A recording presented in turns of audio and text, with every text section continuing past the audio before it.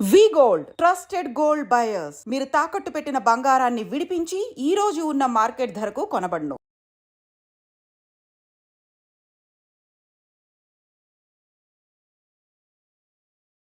ఆధ్యాత్మికత ఆధ్యాత్మిక భావన అంటే ఏంటి? ఆధ్యాత్మికత అనేది నీ పర్సనల్, నువ్వు నీ ప్రాక్టీస్ మీద ఎప్పుడైతే నీ మీద నీకు నమ్మకం ఏర్పడుతో భగవంతుడు కూడా నీకు తోడు నిలబడతాడు. భక్తి అంటే ఏంటి సార్? భక్తి ఒకటి కాదు, 9 రకాల భక్తులు ఉన్నాయి. ఓకే. నువ్వు ఏ మార్గాన్ని తీసుకున్నా ఎక్కడైనా పుట్టు, కానీ మోక్షం చేరాలి అంటే మాత్రం భారతదేశంలోనే పుట్టాలంటాడు. ఎందుకో తెలుసా? హిందూ మతం కాదు, హిందూ ధర్మము. హిందూ ధర్మంలో అనేక మతాలు ఉన్నాయి. సనాతన ధర్మం అంటే ఏంటి? సనాతనం అంటే అత్యంత పురాతనం, నిత్య నూతనం. కారణం ఏమిటి? ఎప్పటికప్పుడు తనలో ఉండే మాలిన్యాలని తొలగించుకుంటూ, ఇది సనాతన ధర్మం యొక్క గొప్పతనం. కాబట్టే ప్రపంచంలో ఉన్నటువంటి అన్ని మతాలు నశించిపోయినా భారతీయ ధర్మం ఇంకా నిలిచి ఉంది.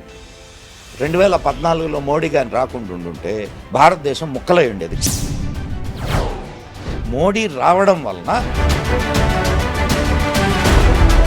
ఆధ్యాత్మికతకు సైన్స్ కి సంబంధం ఉందా? ఆధ్యాత్మికత నువ్వు ఆనందంగా ఉండడానికి పనికొస్తుంది. ఓకే. నీ కంఫర్ట్ని ఇస్తుంది సైన్స్. విద్య లేని అవిద్య, అవిద్య లేని విద్య రెండు ప్రమాదకారులే. ఐ టెల్ యూ ఎట్లా అని. ఈరోజు సైన్స్ అంటే ఏందంటే వ్యాపారం. ఆధ్యాత్మికత అనేది కూడా ఇప్పుడు యూరప్ దేశాల్లో ఒక్కసారి చికెన్ పాక్స్ వస్తే మొత్తం ఊళ్ళు లేచిపోయాయి. అంత ప్రమాదకరమైందా సార్? అవునమ్మా. ఇక్కడ ఎందుకు చనిపోవడం లేదు? జర్మనీ వాడు మొట్టమొదటి బాంబుని కనుక్కున్నది మన వేదాస్ నుంచి, రేడియోను కనుక్కున్నది మార్కోని, కానీ దాన్ని ఫస్ట్ రిజిస్టర్ చేసింది. Hi, hello, welcome to I dream. నేను ఒక మంచి స్పెషల్ ఇంటర్వ్యూతో మీ ముందుకైతే వచ్చేసాను. ఒక మంచి స్పెషల్ గెస్ట్తో స్పెషల్ ఇంటర్వ్యూ అనే చెప్పాలి. మన ఆధ్యాత్మిక మార్గంలో నడవాలన్నా, మనం సనాతన ధర్మం ఏం చెప్పింది ఆ మార్గంలో నడవాలన్నా కూడా దానిపైన మనకు మంచి అవగాహన ఉండాలి. అలాంటి అవగాహన ఉండాలి అంటే ఈ జనరేషన్ వాళ్ళకు అది కొంచెం కష్టసాధ్యమే, కష్టంతో కూడుకున్న పనే. అటువంటి అవగాహన ఉన్న ఒక మంచి పర్సన్ అయితే ప్రజెంట్ నా ముందున్నారు. దానిపైన మంచి అవగాహన, మన భారతీయ సంస్కృతి గురించి అయితే ఏంటి, దేవాలయాల గురించి, వాటి కట్టడాల గురించి అయితే ఏంటి, అసలు సార్కి తెలియని విషయం అనేదే లేదు. ఎంతో మంచి నాలెడ్జ్ అయితే సార్ దగ్గర ఉంది. అదంతా కూడా ఇప్పుడు మనం మాట్లాడి కొద్దో గొప్ప ఇప్పుడు సార్ నుంచి తెలుసుకునే ప్రయత్నం అయితే చేద్దాము. వారెవరో కదండి, మీ అందరికీ ఎంతో సుపరిచితులు, మదన్ గుప్తా గారు. ఇప్పుడు సార్తో మాట్లాడేద్దాం. నమస్కారం సార్. నమస్తే అమ్మా. చాలా విశేషణాలు వాడేశారు. తక్కువే సార్, ఇంకా మీ గురించి ఎంత చెప్పినా. చూడు, ఈ ప్రపంచంలో ఎవడు సర్వజ్ఞుడు ఉండడు. బైబిల్లో చెప్తాడు, ఈ ప్రపంచంలో సర్వజ్ఞుడు అనేవాడు నా తండ్రి ఒక్కడే అని. అంటే ఎంత తెలుసుకున్నా ఇంకా మిగిలే ఉంటుంది. కాబట్టి ఆయనకు చాలా తెలుసు. చాలా తెలుసు అంటే చాలా తెలియదు అని కూడా. ఓకే. మీ వరకు తెలియకపోయినా మీ నుంచి మేము నేర్చుకోవాల్సింది చాలా ఉంది కాబట్టి మాకు తెలియని విషయాలు మీకు తెలుసు కదా సార్. సో నిరంతర ఎప్పుడు కూడా మనిషి నిరంతరంగా తను నేర్చుకుంటూనే పోతుండాలమ్మా. అప్పుడే చాలా అద్భుతమైనటువంటి విజ్ఞానాన్ని సంపాదించుకోగలం, అద్భుతమైన జీవనాన్ని జీవించగలం. అవును సార్. సార్, టాపిక్లోకి వెళ్తే ఆధ్యాత్మిక మార్గం, ప్రతి ఒక్కరు కూడా ధర్మ మార్గంలో నడవాలి. నిజంగా ధర్మ మార్గంలో నడిస్తేనే మనం అనుకున్న పనులు చేరుకోగలుగుతాము, లక్ష్యాన్ని చేరుకోగలుగుతాము, భగవంతుడి దగ్గరికి వెళ్ళగలుగుతాము, మోక్షం పొందగలుగుతామని ప్రతి ఒక్కరు చెప్తున్నారు. నిజంగా అసలు ఏంటి సార్ ఆధ్యాత్మికత? ఆధ్యాత్మిక భావన అంటే ఏంటి, భక్తి భావన అంటుంటారు. రెండిటికి మధ్య వ్యత్యాసం ఏంటి సార్ అసలు? ఆధ్యాత్మికత అంటే యువర్ పర్సనల్, యువర్ ఇన్నర్, అది ఆత్మిక. అంటే నీ ఇన్నర్ అది నీకు ఒక మంచి ఇది చెప్తాను నేను. ఓకే. కబీర్ దాస్ దోహా చెప్పి దీనికి మంచి ఇది ఇద్దాం. Okay sir. కబీర్ దాస్ దగ్గరికి ఒక ఆయన వెళ్ళి మీరు దేవుణ్ణి చూశారు కదా ఎట్లుంటాడు అని అడిగారు. కబీర్ దాస్ ఏం చెప్పాడంటే, లాలీ దేఖన్ మై గయి మై బీ హో గయి లాల్, లాలీ లాలీ క్యా బోలు గూంగా గుడ్ ఖాయికై అంటాడు. అంటే లాలి అంటే వెలుగు, వెలుగు అంటే భగవంతుడు. ఆ భగవంతుడిని చూడడానికి నేను వెళ్ళా, నేను కూడా భగవంతుడిగా మారిపోయా, నేను కూడా వెలుగుగా మారిపోయా. ఓకే. ఆ వెలుగు ఎట్లుంటుంది, ఆ భగవంతుడు ఎట్లుంటాడు అనేది చెప్పమంటే గూంగా గుడు ఖాయికై, మూగవాడు బెల్లం తింటే ఏం చెప్తాడు, ఏం చెప్పగలడా? ఏమమ్మా మగవాడికి బెల్లం పెట్టి రుచి ఎట్లా ఉందిరా అంటే ఏం చెప్తాడు? చెప్పలేడు. అంతే. సో ఆధ్యాత్మికత అనేది తను స్వయంగా అనుభవించి తెలుసుకోవాల్సిందే తప్ప ఇట్ ఈస్ ఇన్ఎక్స్ప్లికబుల్. దాన్ని నువ్వు ఎక్స్ప్రెస్ చేయలేవు. ఆనందం, ఇంత ఆనందం అంత ఆనందం, దానికి ఏమైనా పారామీటర్స్ ఉన్నాయా? అస్సలు లేవు. సో అది నువ్వు అనుభవించాల్సిందే. ఇది ఆధ్యాత్మికత. ఆధ్యాత్మికత అనేది నీ పర్సనల్. నువ్వు నీ ప్రాక్టీస్ మీద, నీ అనుభవం మీద అండ్ నీ గురువుల మార్గదర్శనం మీద ఆధారపడి ఉండేదే తప్ప అది ఇంకొకటికి అంటే ఇంకొకటికి చెప్తే తెలిసేది కాదు, ఇంకొకటికి చెప్పినందువల్ల ఇదే నిజం అనుకోవడానికి లేదు. It is your personal. So నీకు ఇంకొక చిన్న ఇది చెప్తాను, అంటే దీనికే సంబంధించింది. స్వామి రామ పేరు ఎప్పుడైనా విన్నారా? స్వామి రామ. స్వామి రామ అని మన పివి నరసింహారావు గారికి కూడా చాలా సన్నిహితుడు ఆయన. ఆయన చిన్నప్పుడే ఆయన తల్లిదండ్రులు చనిపోతే ఆయన్ని వాళ్ళ కులగురువు ఒక సాధువు హిమాలయాల్లో ఉండే ఆయన తీసుకెళ్ళి చాక్కున్నాడు ఆయన్ని, స్వామి రామాని. ఆయన అనేక సాధనలు చేశాడు. హిమాలయ గురువులతో అని ఒక పుస్తకం కూడా ఉంది స్వామికి రామకు సంబంధించి. చాలా ఆయనకి ఇంగ్లీష్ చదువులు చదివించాడు గురువు గారు. ఈయన ప్రతిసారి సెలవులకి గుహకు వచ్చేది, అంటే గుహకి అంటే ఇంటికి అనమాట, గుహకు వచ్చేది. వాళ్ళ గురువుగారితో గొడవ పెట్టుకునేవాడు. ఏం తెలుసు మీకు, అన్నీ మీరు ఇక్కడ కూర్చొని ఏదో పెద్ద ఇది చేస్తున్నాం అనుకుంటున్నారు, అసలు ప్రపంచం ఎంత ముందుకు పోతుంది, మీకు ఏమీ తెలీదు అని ప్రతిసారి గొడవ పడేవాడు. గురువు గారికి బాగా విసిగేసింది. అంటే చాలాసార్లు జరిగింది, బేర్ చేశాడు ఆయన. కాదు వీడికి అసలు విషయం నేర్పించాలంటే గురువులు ఎట్లా ఉంటారు అని అంటే, వాళ్ళు నేర్పించదలుచుకుంది సమయం వచ్చినప్పుడు అవకాశాన్ని బట్టి నేర్పిస్తారు.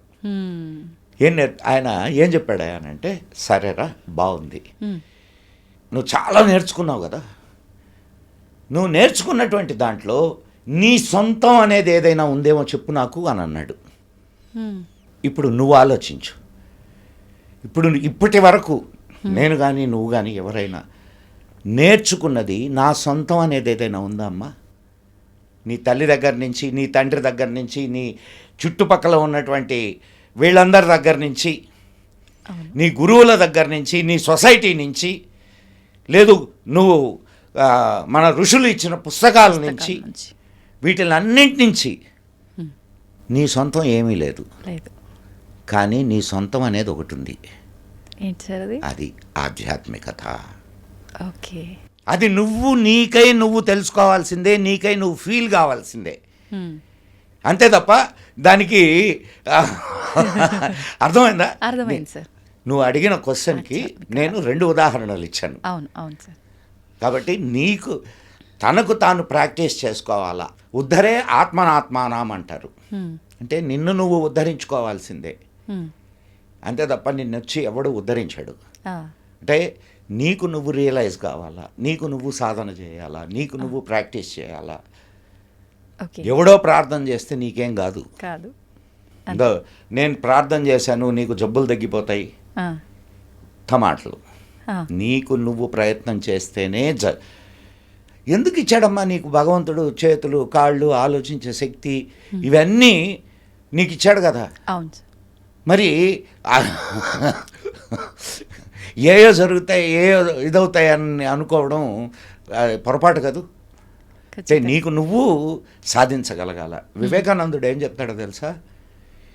నువ్వు 33 కోట్ల మంది దేవతల్లో నీకు నమ్మకం ఉన్నా, అడపాదడపా నీ మధ్య చొప్పిస్తూ వస్తున్నటువంటి ఇతర దేవతల మీద నీకు నమ్మకం ఉన్నా, నీపై నీకు నమ్మకం లేకపోతే నీకు నిష్కృతి లేదు అంటాడు.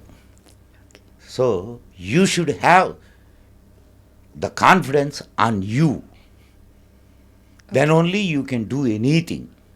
నిజంగా గట్టిగా నమ్మి మనం ఒకటి సంకల్పం అనుకుంటే నెరవేరుతుంది అంటారు కదా సార్, అదే దీనికి ఖచ్చితంగా reason. ఖచ్చితంగా అమ్మా. సంకల్ప బలం, నువ్వు నీకు ఆ సంకల్ప బలం ఉంటే ఖచ్చితంగా నెరవేరుద్ది. ఓకే. నువ్వు ఇప్పుడు సపోజ్ ఒక పరీక్ష ఆ, నేను ఈ పరీక్ష ఎట్లయినా సరే సాధించాలా, నీ సంకల్ప బలం మీదనే నీ సాధన ఉంటుంది.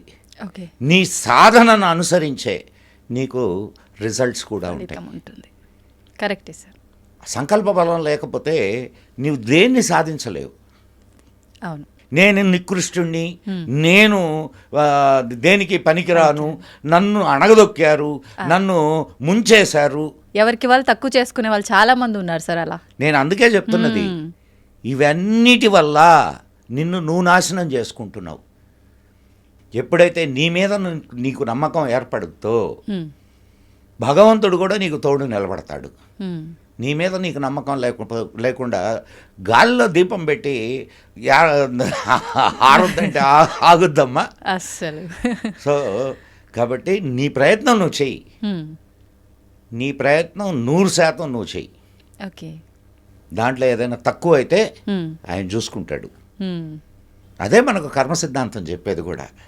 Do your duty, don't expect anything, okay. The fruits will be given by the God. Ultimate. Sir మరి భక్తి అంటే ఏంటి సార్? ఇవన్నీ కూడా భక్తి. మనకు నవవిధ భక్తులు ఉన్నాయి. భక్తి ఒకటి కాదు, 9 రకాల భక్తులు ఉన్నాయి. ఓకే.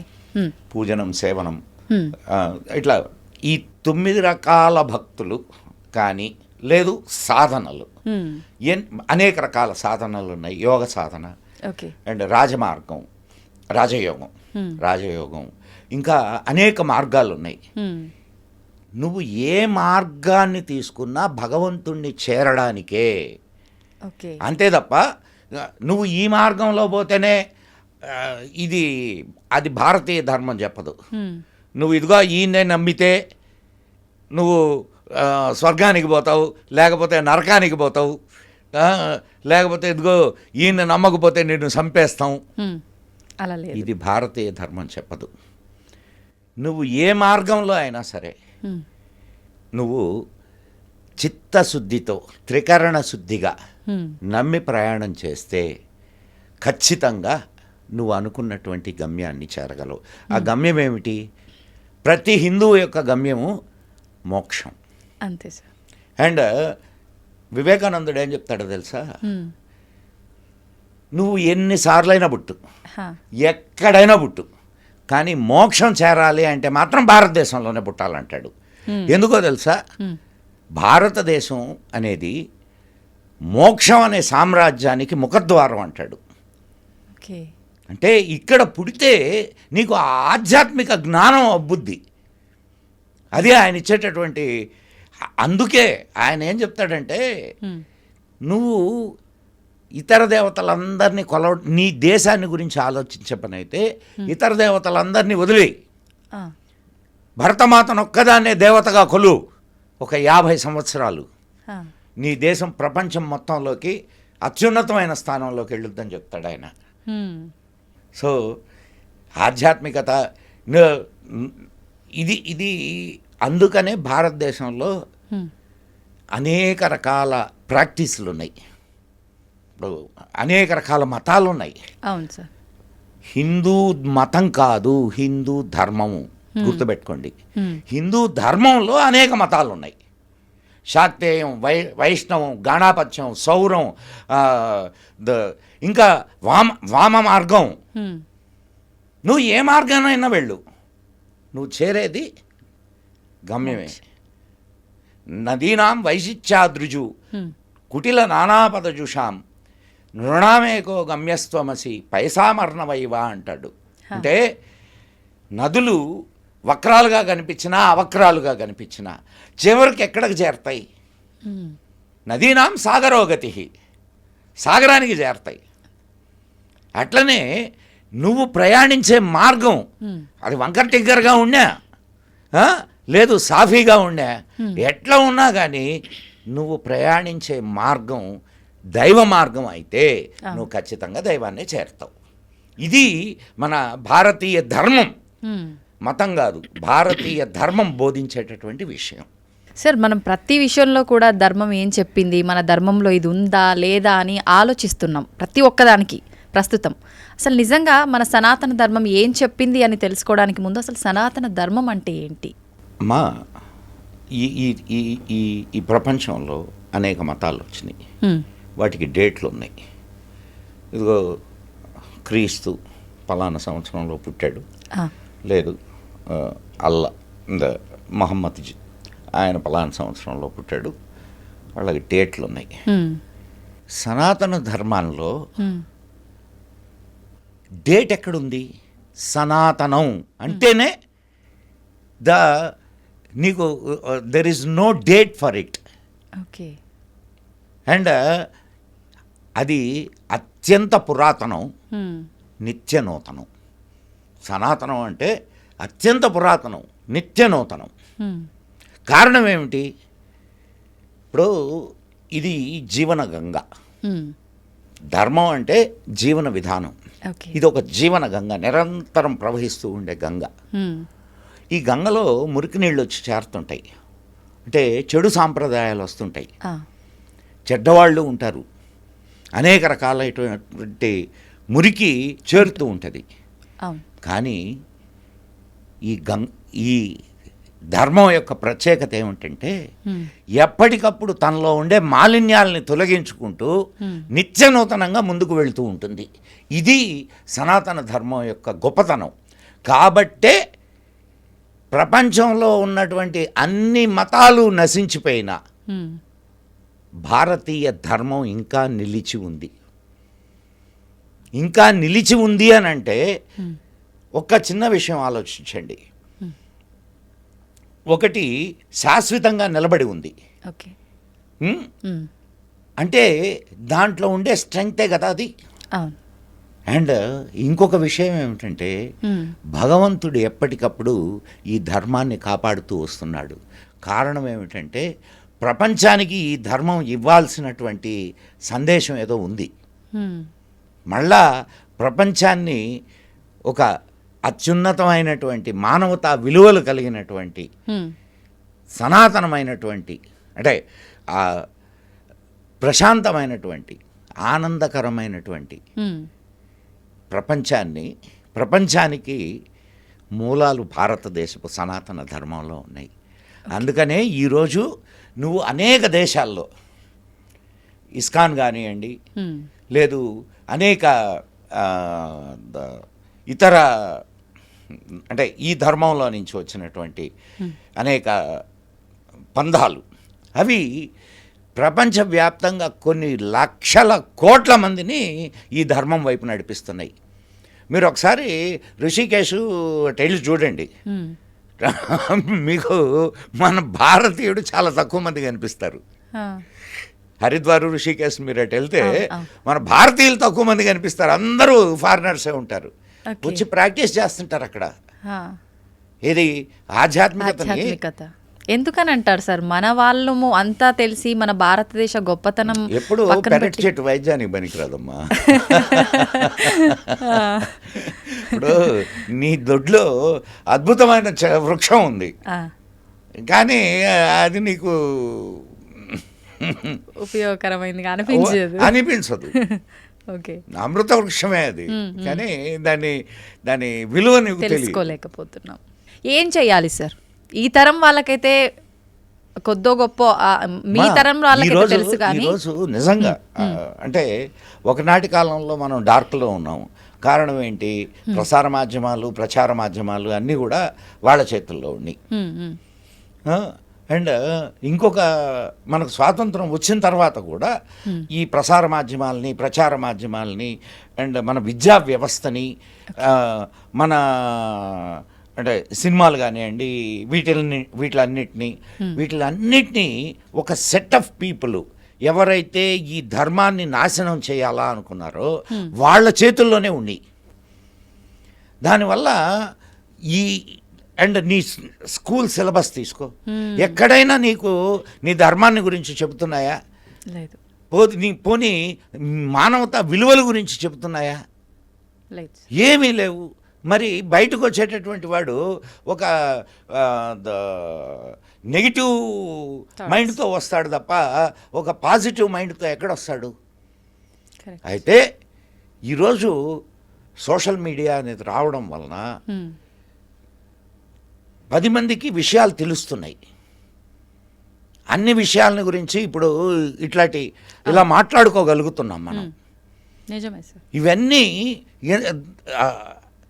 ఏ సమయానికి ఏది అవసరమో భగవంతుడు అది మనకు ఖచ్చితంగా ఇస్తాడమ్మా. అది మనం దేని గురించి ఆలోచించక్కర్లా. ఈ సమయానికి ఇది అవసరం. ఇప్పుడు 2014లో మోడీ గారిని రాకుండా ఉండుంటే భారతదేశం ముక్కలై ఉండేది ఖచ్చితంగా. మోడీ రావడం వలన దానికి అడ్డుకట్టబడింది. కారణం ఆనాటికి మోడీ అవసరం, అందుకని ప్రకృతి మోడీని తీసుకొని వచ్చి అక్కడ పెట్టింది. అట్లనే ఏ సమయానికి ఏది అవసరమో ఖచ్చితంగా ఇప్పుడు ప్రివెంటివ్ చెక్స్, పాజిటివ్ చెక్స్ అని ఎకనామిక్స్లో చెప్తారు. నిన్ను నువ్వు నియంత్రించుకోవాలా. నిన్ను నువ్వు నియంత్రించుకోకపోతే నిన్ను ప్రకృతి నియంత్రిస్తుంది. ఇప్పుడు జనాభా 2 ఆప్షన్స్ ఉన్నాయి ఖచ్చితంగా. ఇప్పుడు జనాభా బాగా పెరిగిపోతుంది. బాగా పెరిగిపోతున్నప్పుడు నువ్వు జనాభాని అరికట్టడానికి కావలసినటువంటి ప్రివెంటివ్ చెక్స్ తీసుకోవాలా. లేకపోతే ఏమవుద్ది? యుద్ధాలు వస్తాయి, తుఫాన్లు వస్తాయి, ఇంకా ప్రపంచ ఉత్పాతాలన్నీ వస్తాయి, జనాభాని తగ్గిస్తాయి. ఓకే. సో ఏ సమయానికి ఏది కావాలో నువ్వు ప్రకృతిని నాశనం చేస్తూ ఉన్నావు. అవును. ప్రకృతిని నువ్వు ఎంత నాశనం చేస్తూ పోతే ప్రకృతి అంతగా నీ నాశనానికి దారులు ఏర్పాటు చేస్తూ ఉంటుంది. ఐరన్ లా ఇది. What ever you give you will get the same. అంతే. సో ప్రకృతితో కలిసి నువ్వు జీవిస్తూ ఉంటే ప్రకృతి నీకు సహకరిస్తూ పోతుంది. ప్రకృతిని విభేదిస్తూ, ప్రకృతిని నాశనం చేస్తూ నువ్వు ముందుకు నడుస్తుంటే ప్రకృతి నిన్ను నాశనం చేయడానికి ఖచ్చితమైనటువంటి ప్రణాళికలు రచించుకుంటూ ఉంటుంది. ఓకే, మన చేతుల్లో ఉంది ఖచ్చితంగా. ఏనుగు నెత్తన ఎవడు మట్టేయలేడు. ఏనుగా దాన్ని నెత్తన అది మట్టేసుకుంటుంది. మానవుడు కూడా అంతే. మానవుడిని ఎవడు నాశనం చేయలేడు. మానవుడే నాశనం చేసుకుంటుంటాడు వాడు మూర్ఖపు ఆలోచనలతో. అంతే కదమ్మా. మనం మన ధర్మం వసుదైక కుటుంబం అని చెప్పింది. ఆ భావన నీకు ప్రపంచంలో ఉండే ఇక ఏ మతాల్లోనూ ఏ జాతుల్లోనూ లేదు, తెలుసా నీకు? ఈ వసుధ అంతా ఒక కుటుంబం అనేటటువంటి భావన నీకు నీకు ఏ గ్రంథాల్లో కనిపించదమ్మాయి. అంత విశాలమైన భావన అది ఈ ఒక్క ధర్మంలోనే కనిపిస్తుంది. ఎంత గొప్పదో చూడండి మరి. డన్. ఓకే సార్, సైన్స్, మనం ఆధ్యాత్మికత గురించి మాట్లాడుకుంటున్నాం. ఆధ్యాత్మికతకు సైన్స్కి సంబంధం ఉందా? Science is what? Technology. Technology సైన్సా? సైన్స్ అంటే ఎవరైనా దాన్ని అర్థం చేసుకోగలరు, దాన్ని ఉపయోగించుకోగలరు. ఈ ప్రపంచంలో లేనిదా సైన్స్? ప్రపంచంలో ఉన్నదే. ఉన్నది. నీ లోపల ఉన్నది కూడా ప్రపంచమే, తెలుసా నీకు?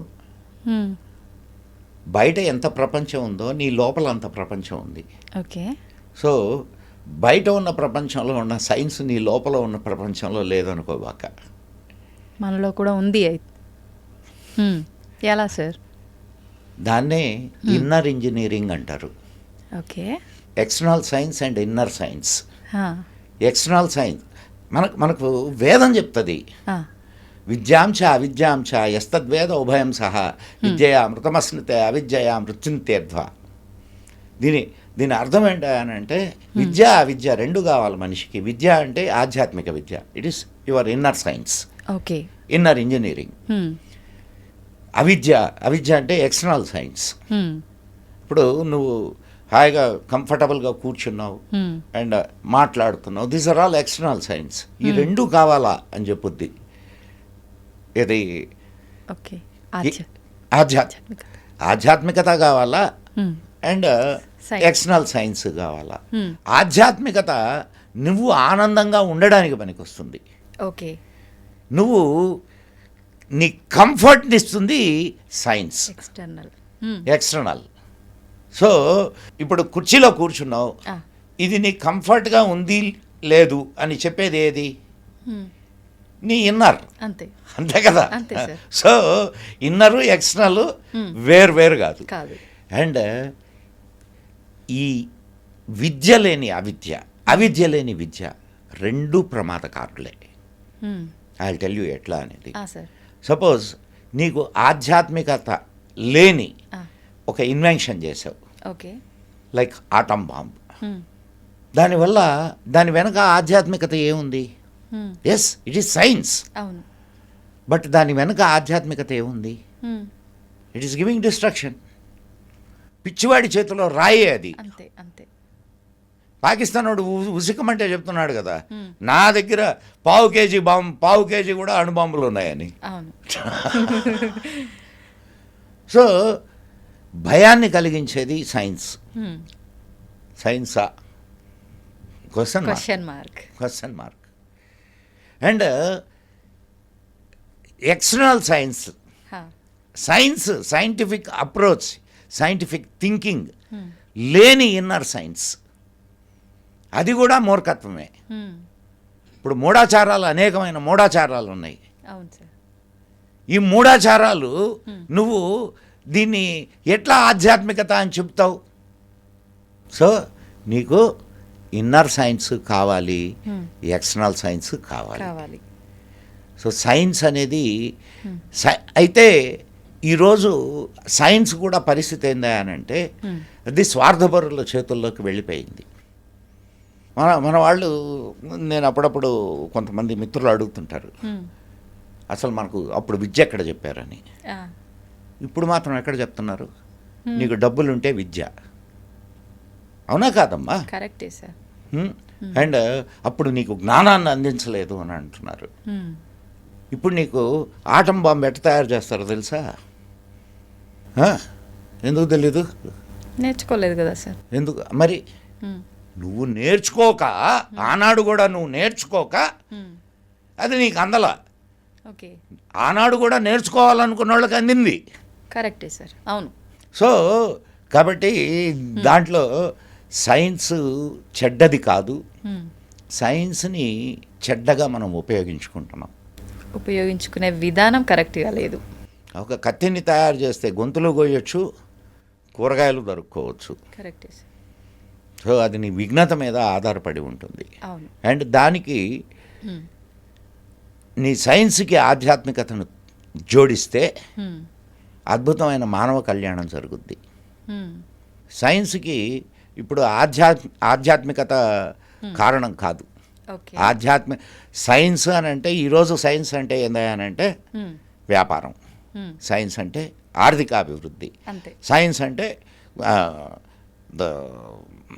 డబ్బు, సైన్స్ అంటే స్వార్థం. ఈనాటి సైన్స్లో పరమార్థం ఎక్కడుందమ్మా? పరమార్థం లేని సైన్స్ పిచ్చివాడి చేతిలో రాయి. ఎవరి స్వార్థానికి వాళ్ళు ఉపయోగించుకుంటున్నారు. ఖచ్చితంగా అమ్మా.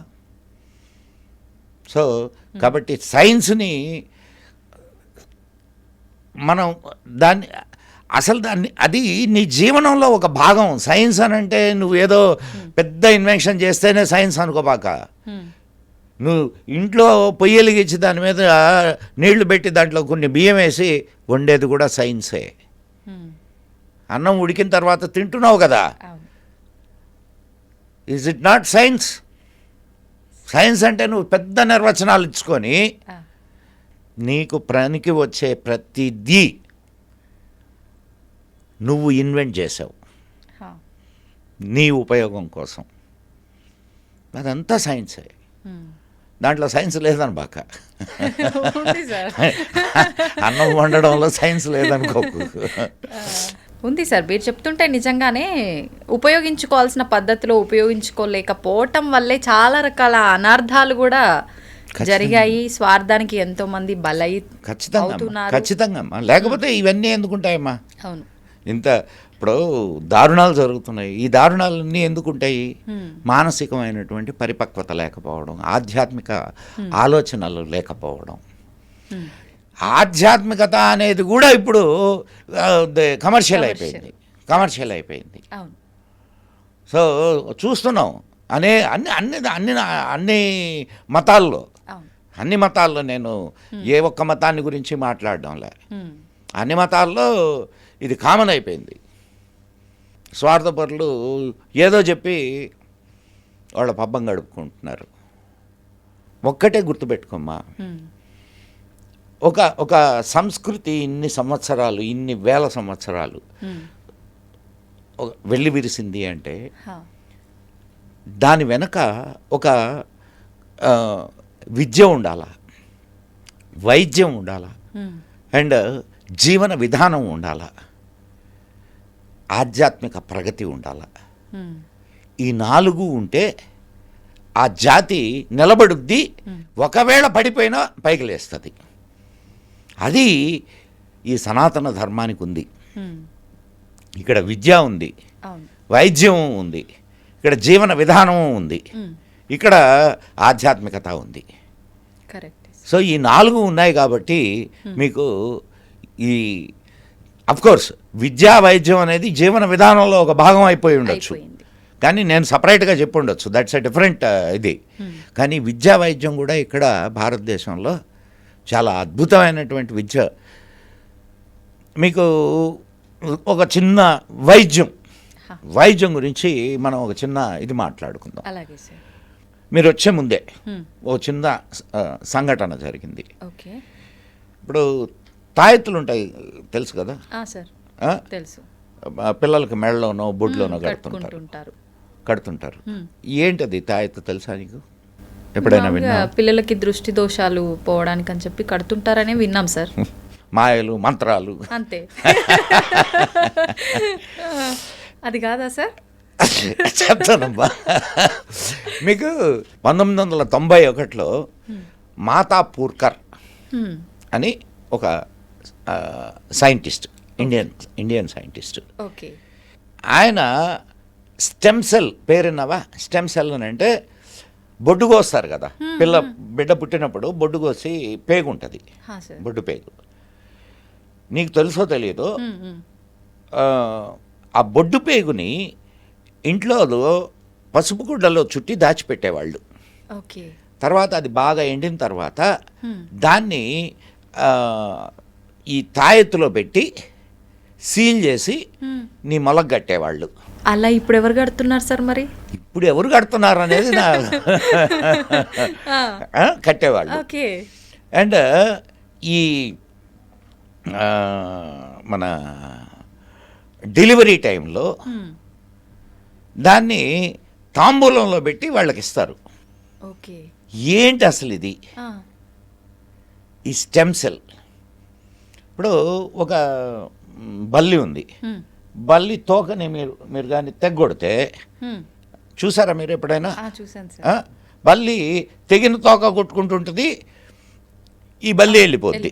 తర్వాత కొద్ది రోజులకి ఈ తెగిన తోక కొట్టుకోవడం ఇదైపోద్ది, ఆ బల్లికి తోక వచ్చేస్తుంటుంది.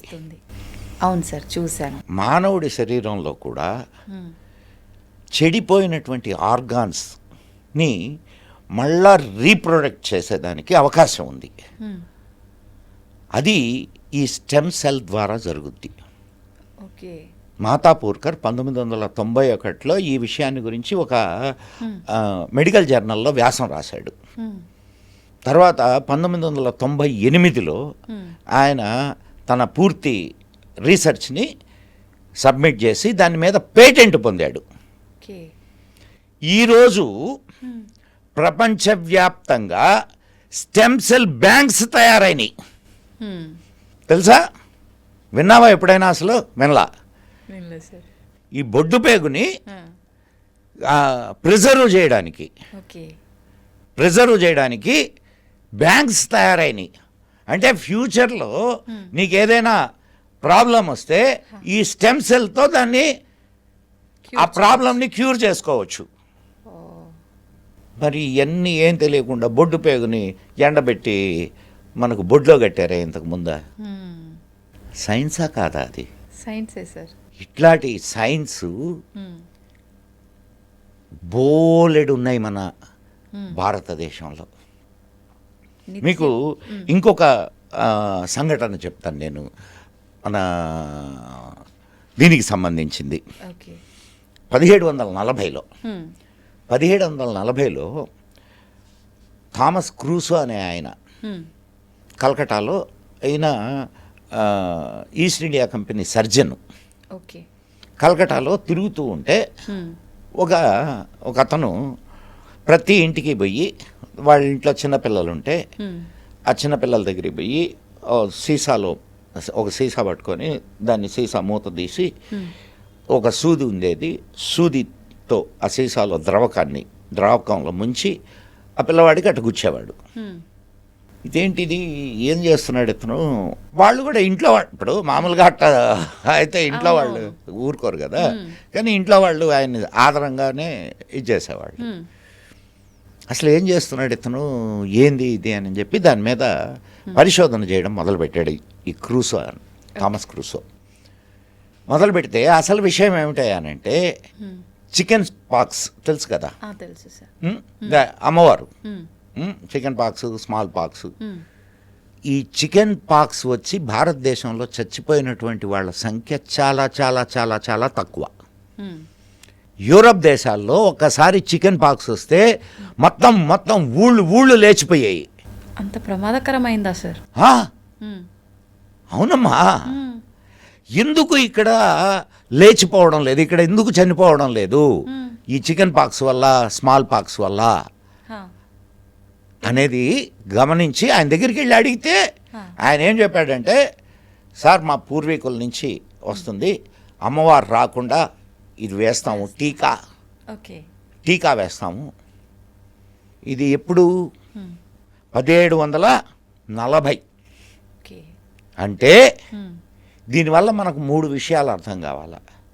మరి ఇది ఏంటి ఈ మందు అంటే, ఈ చికెన్ పాక్స్ వచ్చినటువంటి గుల్లలు ఉంటాయి కదా, ఆ గుల్లల్లో నుంచి రసిని తీసి ఒక దాంట్లో ప్రిజర్వ్ చేస్తారు, దాన్ని శరీరంలోకి ఇస్తారు.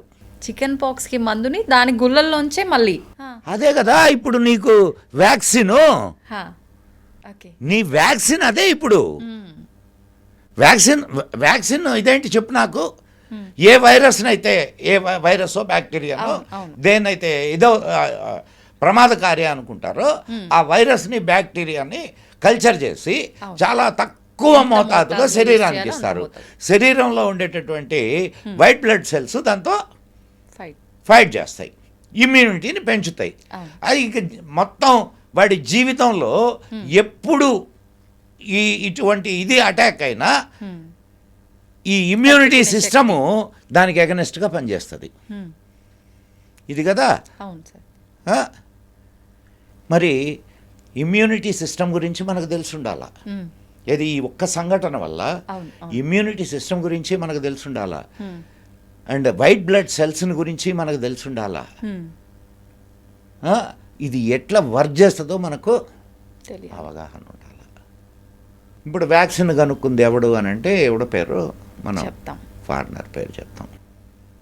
అండ్ ఇంకొక చిన్న విషయం అమ్మా, నేను చెప్పే విషయాలు ఇది ఈ సైంటిఫిక్ దీనికి సంబంధించిన విషయాలు ఓకే. ఇవన్నీ కూడా హౌస్ ఆఫ్ కామన్స్ లైబ్రరీ నుంచి తీసుకోబడ్డాయి. అంటే వీళ్ళు బ్రిటిష్ వాళ్ళు మొత్తం చాలా పరిపాలన చేశారు కదా, అవును. దాదాపు చాలా రాజ్యాల్లో వాళ్ళ పరిపాలన ఉండింది. అక్కడ వాళ్ళు ఎక్కడెక్కడైతే పరిపాలన చేశారో అక్కడ జరిగినటువంటి విషయాలని, వీళ్ళు గమనించినటువంటి విషయాలని తీసుకెళ్ళి హౌస్ ఆఫ్ కామన్స్లో చెప్పేవాళ్ళు. ఓకే. హౌస్ ఆఫ్ కామన్స్లో చెప్తే దాన్ని రికార్డ్ చేసేవాళ్ళు, దాని మీద నిర్ణయం తీసుకునేవాళ్ళు. హౌస్ ఆఫ్ లార్డ్స్, ఓకే, పెద్దల సభ అంటారు. ఇదంతా ఈ రికార్డ్స్ అన్నీ బయటకు వచ్చాయి కాదు. నువ్వు వెళ్ళి కూర్చొని చదువుకోవచ్చు, రాసుకోవచ్చు, కానీ మీకు పుస్తకం బయటికేరు, అక్కడ వరకే పరిమితం. ధరంపాల్ అనే ఆయన ది గ్రేట్ మ్యాన్, చేతులెత్తి నమస్కరించాలి మహానుభావుడికి. రోజు ఉదయాన్నే అంత 4 చపాతీలు బాక్స్లో పెట్టుకొని రోజు ఉదయాన్నే హౌస్ ఆఫ్ కామన్స్ లైబ్రరీ తెరిచే సమయానికి వెళ్ళేవాడు. వెళ్ళి ఆడ కూర్చొని ఇండియాకు సంబంధించిన విషయాలన్నింటినీ రాసుకునేవాడు సాయంత్రం దాకా కూర్చొని. చూడండి, తెలుసుకోవాలన్న తపన, ఓపిక రెండు ఉన్నాయి. ఆయన తర్వాత ఇండియాకు వచ్చి 5 పుస్తకాలుగా దాన్ని ప్రచురించారు. ఇప్పటికీ ఉన్నాయి ధరంపాల్. నెట్లో కొడితే ఆయన పుస్తకాలు మీకు యూ కెన్ బై ఇట్. ఇప్పుడు నేను మీకు చెప్పినటువంటి సంఘటనలన్నీ కూడా ధరంపాల్ గారి పుస్తకాల నుంచి తీసుకొని చెప్పినవి. నా సొంతమేం కాదు, నా సొంతం కాదు, ధరంపాల్ సొంతము కూడా కాదు. హౌస్ ఆఫ్ కామన్స్లో ఉన్నటువంటి విషయాల్ని చెప్పారు. మీరెలా తెలుసుకున్నారు సార్ ఇందులో ఇలాంటి విశేషాలు ఉన్నాయని చెప్పి? ఎలా రీసెర్చ్ చేశారు? నాకు అబ్బాయి పుస్తకాలు చదవడం అనేది నాకు ఒక హాబీ అమ్మా. అండ్ తిరగడం అనేది ఒక హాబీ. రెండు హాబీలు తిరిగి ఇప్పుడు నీలాంటి వాళ్ళతో కూర్చున్నాను, కొన్ని విషయాలు నాకు తెలుస్తాయి. అండ్ చాలా విషయాలు అట్లా నాకు చాలామంది మిత్రులు ఉన్నారు. కొంతమంది మంచి గ్రూప్ ఉంది, కొంతమంది సాధువులు ఉన్నారు, అండ్ కొంతమంది ఐఐటియన్స్ ఉన్నారు నాకు. వాళ్ళ వల్ల కొన్ని సైంటిఫిక్ విషయాలు తెలుస్తూ ఉంటాయి, సాధువుల వల్ల ఆధ్యాత్మిక విషయాలు తెలుస్తూ ఉంటాయి. సో రెండింటినీ మనం సమన్వయం చేసుకునేదానికి నాకు అవకాశం దొరికింది అంతే. మీ ఇంట్లో ఒక చిన్నపాటి లైబ్రరీ ఉందని విన్నాం సార్. చిన్నపాటి ఏమి, పెద్దపాటి. పెద్దపాటి. ఆ మాత్రం లేదు ఇంత జ్ఞానం. 10,000 పుస్తకాలు ఉంటాయి. అమ్మో, అన్నీ ఆల్మోస్ట్ చదివేశారా సార్? అమ్మో, నేను మా ఇంట్లో పెద్ద ఫైట్ ఏంటంటే, నా భార్యకి నాకు పుస్తకాలు ఎందుకు ఊరికే కొనుక్కొని వస్తూ ఉంటావు, చదివేది లేదు పెట్టేది లేదు. చదివేటప్పుడు చదువుతాను, పాపం ఆఫీసు పోయినప్పుడు నేను చదువుకుంటాను. మా చీరలు బట్టలు బయటపడేసి పుస్తకాలు లోపల పెట్టుకుంటున్నారు మీరు, అక్కడ వచ్చింది సార్ అదే అసలు సంగతి. ఓకే, మొత్తానికి అట్లా సి book is a good friend, always a good book. A good book is always a good friend, so good companion also. నేను ఎక్కడికైనా వెళ్ళినప్పుడు నా దగ్గర నా ట్యాబ్ ఉంటుంది, దాంట్లో దాదాపు 3,600 పుస్తకాలు ఉన్నాయి. సో ప్రయాణంలో హాయిగా చదువుకుంటుంటాను. మంచి టైం పాస్, జర్నీ చేసిన అలసట తెలీదు, ఎంతో తెలుసుకునే విషయాలు, తెలియని విషయాలు తెలుసుకోవచ్చు. ఎప్పుడు ఇదంతా ఇన్ఫర్మేషనేనమ్మా, ఇదంతా ఇన్ఫర్మేషనే. ఎప్పుడు నాలెడ్జ్గా మారుద్దంటే ఇన్ఫర్మేషన్ని నువ్వు అప్లై చేసినప్పుడు నాలెడ్జ్గా మారుద్ది. సో మన మన మన ఇండియన్స్కి సంబంధించినంత వరకు అసలు ఎంత నాలెడ్జ్ ఉంది అనేది యు కాంట్ ఈవెన్ ఇమాజిన్. అయితే అవన్నీ ఆనాటి గ్రంథాల్లో ఉన్నాయి, ఇది సంస్కృత గ్రంథాల్లో ఉన్నాయి. మన బడ్డుబడుద్దాయిలకి సంస్కృతం పొట్టబడిస్తే సంస్కృతం రాదు. జర్మనీ వాళ్ళు సంస్కృతం కాలేజీలు పెట్టి సంస్కృతం నేర్పిస్తున్నారు. ఓకే. అమెరికాలో సంస్కృతం కాలేజీస్ ఉన్నాయి, వేద రీసెర్చ్ సెంటర్స్ ఉన్నాయి. జర్మనీ వాడు మొట్టమొదటి బాంబుని కనుక్కున్నది మన వేదాస్ నుంచి. మనకు ఒక్క విషయం అమ్మా, ఒక చిన్న విషయం చెప్తాను నేనమ్మా. సార్, అమెరికా మన వాళ్ళు చాలా ఎగతాళిగా మాట్లాడుతుంటారు, ఏది గోమూత్రం తాగేవాళ్ళు అని. అవును సార్, అదేదో చాలా అసహ్యమైన విషయం. అన్నట్టు గోమూత్రం మీద అమెరికా 6 పేటెంట్లు చేసింది. ఏది భారతీయ గోమూత్రం మీద. బాస్ ఇండికాస్ అంటారు దాన్ని, బాస్ ఇండికా. మన వాళ్ళు 3 పేటెంట్లు చేశారు. ఏది నాగపూర్ రీసెర్చ్ సెంటర్ ఉంది, 3 పేటెంట్లు చేశారు గోమూత్రం మీద. అండ్ జర్మనీ భారతీయ విశేషాల మీద, భారతీయ అంటే వస్తువుల మీద, అంటే అనేక పుస్తకాల్లో కొన్ని వస్తువులు ఉంటాయి కదా, ఆ వస్తువుల మీద ఎన్ని పేటెంట్లు చేసింది తెలుసా? 3600 పేటెంట్లు చేసింది. అట్లనే ఇంగ్లాండ్ 6000 పేటెంట్లు చేసింది. అమెరికా 7400 పేటెంట్లు చేసింది. ఎటు చూసినా మనకన్నా వాళ్ళే ఎక్కువగా మన వస్తువుల మీద. ఇప్పుడు వేప, మొన్న ఈ మధ్యనే పసుపు మీద ఇది వస్తే దాన్ని మన వాళ్ళు తీసుకున్నారు. వేప, ఇట్లా కానుగా, ఇట్లాంటి వస్తువుల మీద 7400 పేటెంట్లు. మరి ఏమీ లేదు, సైన్స్ లేదు, ఏమీ లేదు. ఏమీ లేకపోతే మన వస్తువుల మీద వాళ్ళు ఎందుకు పేటెంట్లు చేస్తారమ్మా? నిజమే సార్, ఆలోచించాల్సిన విషయమే. ఆలోచించాల్సిన విషయం కాదు, రీసెర్చ్ చేయాల్సిన విషయం. చెయ్యాలా? అవును అవును. ఎన్ని అటువంటి విశేషాలు ఎన్ని ఉన్నాయి తెలుసా మన దీంట్లో? మనం వాటి గురించి పట్టించుకో. మనం పైగా ఎవరైనా ఏదైనా ఉంది అని చెప్తే వాడి మీద ఇంత బురద చల్లుతూ పోతాం. ఇది తప్పకుండా చేస్తారు. చాతైంది అదే కదా, దాంట్లో ముందుంటారు. చాతైంది అదే కదా. అంతే. ఎందుకమ్మా నీకు ఇంకొక చిన్న విషయం చెప్తాను. బ్రహ్మగుప్తుడు తెలుసు కదా, ఇది మన మ్యాథమెటిషియన్ అండ్ ఆస్ట్రోనమర్, మ్యాథమెటిషియన్. ఆయన భూమి సర్కంబరెన్స్ని 5000 యోజనాలుగా చెప్పాడు. భూమి సర్కంబరెన్స్ని 5000 యోజనాలుగా చెప్పాడు. యోజనము అంటే 2 లెక్కలు ఉన్నాయి, 12 కిలోమీటర్లు, 8 కిలోమీటర్లు. 8 కిలోమీటర్లు ఒక దాన్ని యోజనం అంటారు, 12 కిలోమీటర్లు ఒకదాన్ని 11.8 కిలోమీటర్ల ఒక యోజనం అంటారు. 8 కిలోమీటర్ల యోజనాన్ని గురించి ఈయన బ్రహ్మగుప్తుడు మాట్లాడాడు. సో 8 ఇంటూ 5000 ఎంత? లెక్కలో 40,000. భూమి సర్కంబరెన్స్ 40,000 కిలోమీటర్లు. ఓకే, బ్రహ్మగుప్తుడు. ఇప్పుడు మన ప్రజెంట్ సైంటిస్టులు మన వాళ్ళు కనుక్కున్నది ఎంత అనంటే 40,075 కిలోమీటర్లు. ఎంత తేడా అమ్మా?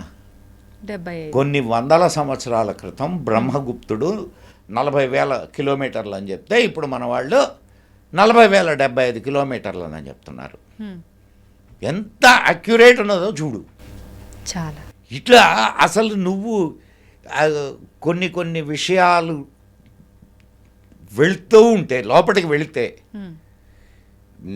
నీకు అసలు మనసాగదు.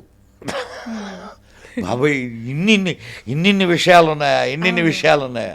మన వాళ్ళంతా ఏదో ఇప్పుడు మేము కొత్తగా కనిపెట్టేస్తున్నామని చెప్పి క్రెడిట్స్ దొబ్బుతున్నారే తప్ప ఏది కనిపెట్టేది సార్? అసలు ఇక్కడ మీకు సూర్య సిద్ధాంతంలో భూమి డయామీటర్ వచ్చి 12,874 కిలోమీటర్లు అని చెప్పి మన వాళ్ళు చెప్పారు, ఆనాటి వాళ్ళు. మోడర్న్ సైంటిస్టులు బాగా గుర్తుపెట్టుకోమ్మా, ఆనాటి సైంటిస్టులు చెప్పింది 12,874. ఓకే, 12,874.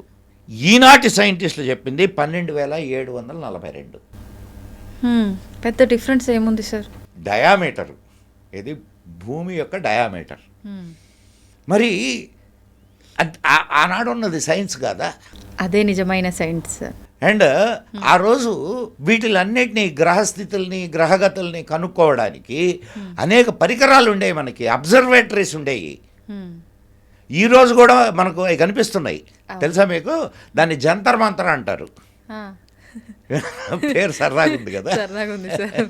ఢిల్లీలో ఉంది జంతర్ మంతరు, జైపూర్లో ఉంది జంతర్ మంతరు, కాశీలో ఉంది వారణాసి, అండ్ మధుర, ఉజ్జయిని, వీటిలన్నిటిలో ఉన్నాయి అబ్జర్వేటరీస్.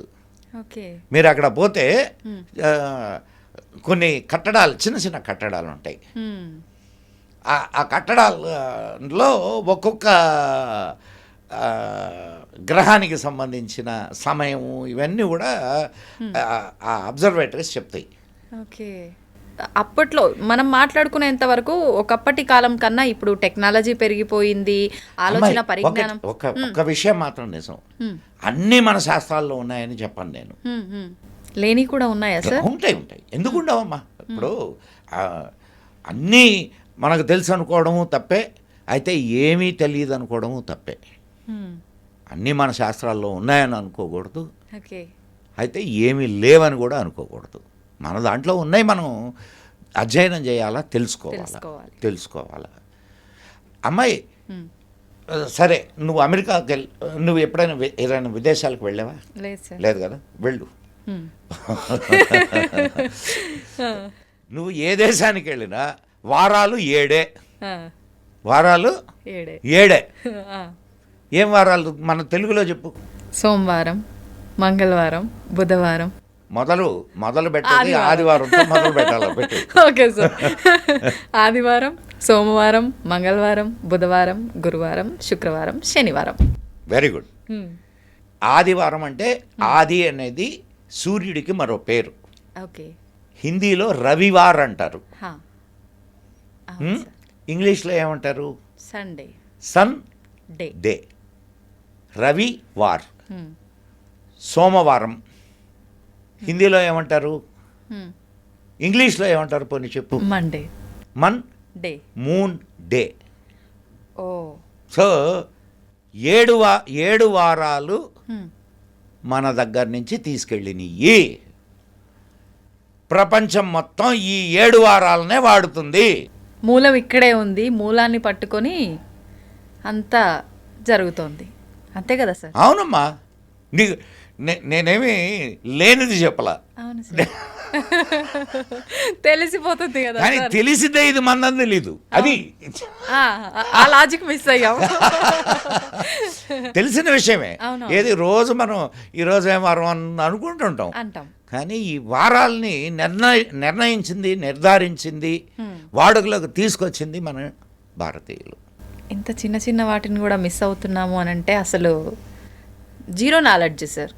మనం మర్చిపోయాం అసలు. దీన్ని విస్మృతి అంటారు. అంటే తనను తాను మర్చిపోవడం. ఒక కథ చెప్తుంటారు. ఒక సింహం పిల్ల పోయి ఒక నక్కల గుంపులో చేరింది.